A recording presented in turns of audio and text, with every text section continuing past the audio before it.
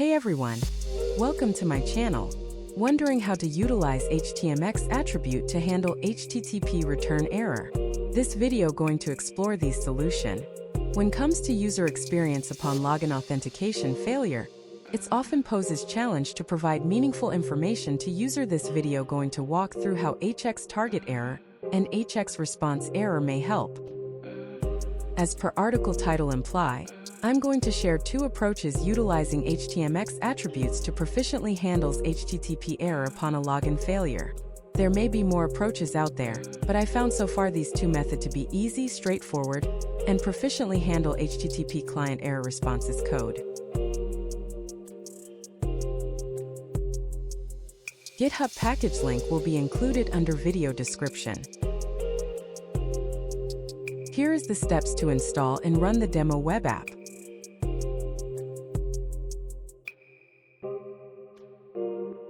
Let's walk through the installation and demonstrate how web app run.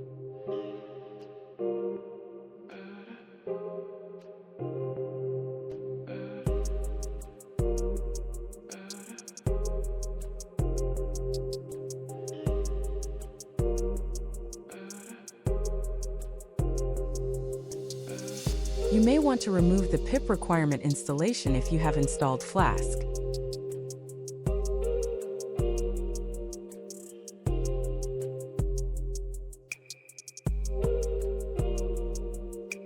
Observe debug parameter has been added in order to get more output whenever there is any exception error. Now we can access the web app via highlighted local URL. Landing page basically contain two separate hyperlink to access and test either hx-target-error or hx-response-error functionality page. Here we got this simple web app demonstrate hx-response-error method. With the correct identity credential, successful greeting message will be displayed in a HTML div element.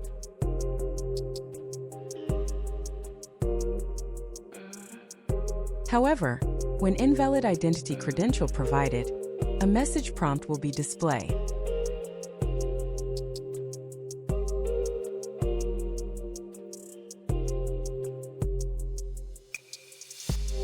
Here we got another simple web app demonstrate hx-target-error method. Similarly, a successful greeting message will be displayed under HTML div element. When there is login failure event happens, login failure message will swap out HTML div element and replace with desired output message.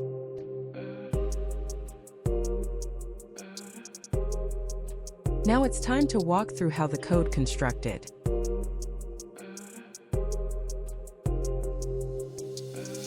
Refers the hx post action to login prompt URL. Next, uses hx on to call htmx response error events handler, and, within acceptable argument, specify desired function. For this demonstration purposes, we'll use as alert function with a simple message. Lastly, put in preferred HTML div element ID for hx target.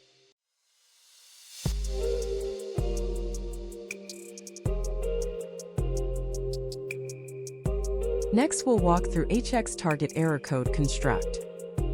Firstly, we need to enable hx extension response targets, as hx extension is both inherited and merged with parent elements, so it would be easy to implement under DOM hierarchy, and it will apply to all child elements. For this example, applied under HTML div parent element. We need hx post to submit data to login swap URL. Next, hx target with interested error code to handle HTTP return code for 401. Lastly, we need to specify a general hx target HTML div element to handle successful authentication. Not to forget, we need to install response target component in order to activate response target attribute. Without this hx-target-error attribute will not work. Here is some final thoughts. Both solutions generally allow to achieve similar outcome. By captures HTTP return client error responses from server, allows more granular use case control and error handles. hx-target-error implementation given much more easy and direct in adjusting and fine-tune whenever there is new requirement arises when comes to HTTP return code. On the other hand, if your requirement needs more customization on condition and action based on specific use cases, response error would be preferable. All in all, these are the two approaches able to help when need to have more granular control when comes to error handling. That basically concludes today's video.